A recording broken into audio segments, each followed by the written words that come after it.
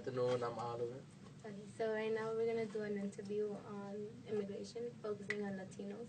We're going to talk about the DREAM Act and how it's an obstacle to go to college right now, and also about the dropout rates for high school students.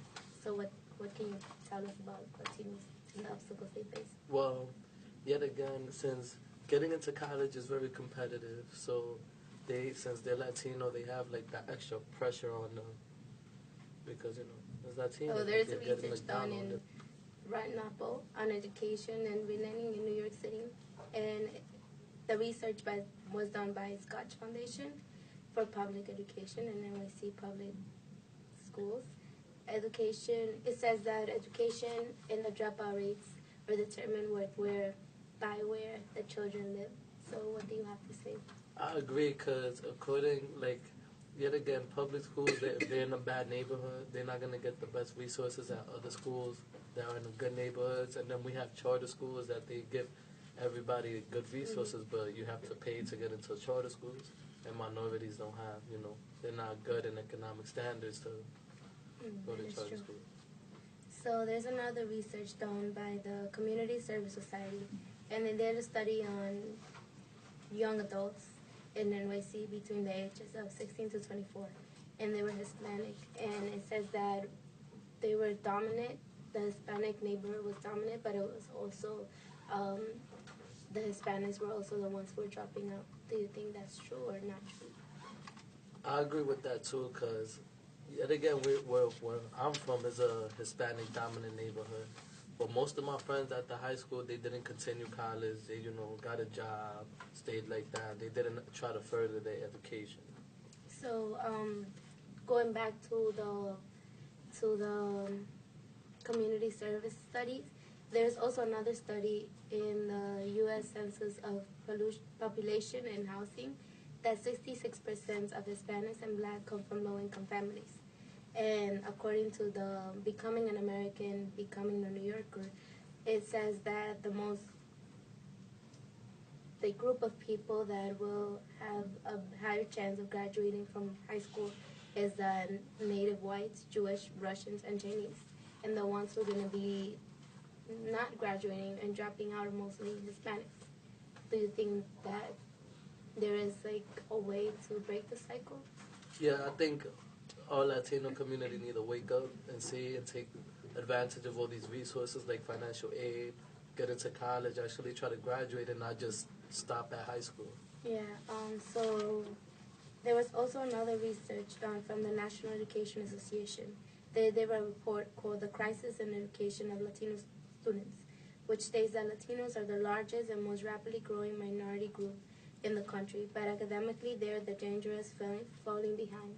Yeah, again, I agree with all of those because it's true. You can see it all over the Spanish neighborhood. You see a whole bunch of Spanish people. They either get into gangs or see it again. They need to do two jobs to help out their mom with the rent or something. So they don't have. They either get misled or due to economical standings, they don't have time to actually go on into college. So that's why I think we're falling behind as a group. Okay, so I did a research on my own. So there's a new program called the DREAM Act. Do you know what it stands for?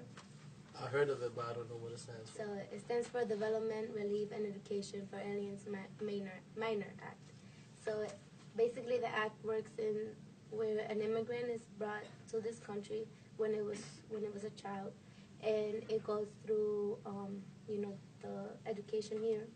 So after graduating from high school, if it enrolls in a 2-year college or a 4-year college, you become a resident or a citizen.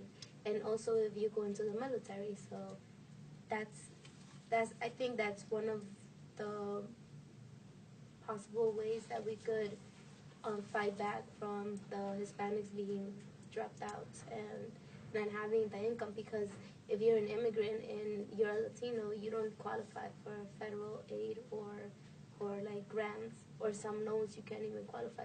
So you have to pay from your pocket, and that's what a lot of people don't understand, that it's very hard for somebody to pay when it comes to actual paying them. It's easy for us to go to college because we get federal aid assistance. So the $3,000 turns into $200. In the other hand, when you're an immigrant and the Dream Act isn't passed, the 3,000 is there, and you have to work like double shifts to make up the 3,000, and then you don't put that much effort into your studies. I think the Dream Act is a good thing, and it should be passed for all those immigrants that you said that they're undocumented, or the aliens.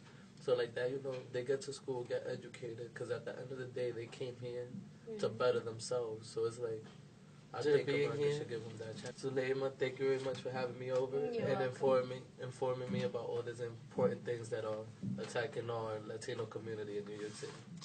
It was a pleasure having you.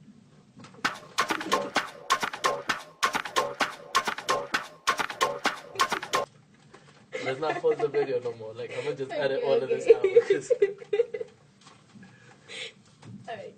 Okay. Wait, what did you say? Let's talk about how they're minorities.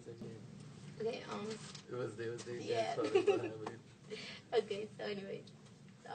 There's another article from,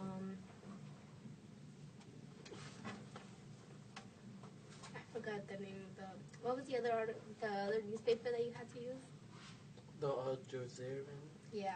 Al Jazeera, I think it's called. I don't remember what it's called. I think it's called that too. Al Jazeera? Isn't it Al Jazeera? Yeah. Okay, whatever it's called. Who came from... Wait, hold on. I don't know where she came from. Okay, never mind. I'm not going to say where she came from.